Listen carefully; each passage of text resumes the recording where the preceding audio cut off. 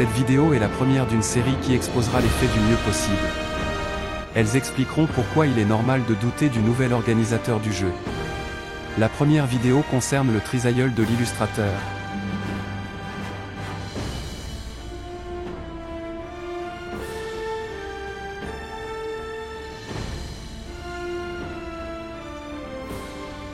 Dans la 3e édition du livre, nous avons un extrait de naissance qui est vrai et vérifiable sur culture41.fr.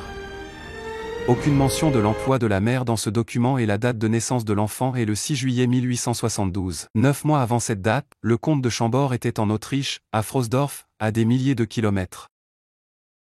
Le comte n'est revenu que quelques jours en France, du 3 au 6 juillet 1871, donc la descendance est fausse. Pour preuve, les carnets secrets du comte de Chambord ont été publiés en juin 2009 par un historien nommé Philippe Delorme. Tout y est noté, jour après jour. Aucune trace de visite du comte en fin d'année 1871. Si vous doutez encore, on peut aussi déclarer un enfant par la suite, mais justement l'acte indique que l'enfant a été reconnu par sa mère plus tard. La mère était mineure, ce qui était puni sévèrement par le code pénal. Le père risquait le bagne. Le comte de Chambord n'est pas un chouan, ni son père, ni son fils. Ce fut la comtesse qui souleva les foules.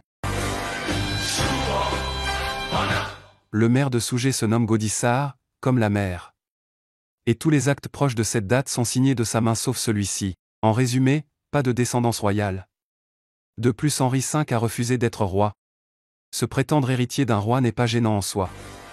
Mais s'en vanter permettra de s'en servir par la suite pour vendre des produits financiers à base de vente à réméré. Mais ce sera pour une autre vidéo.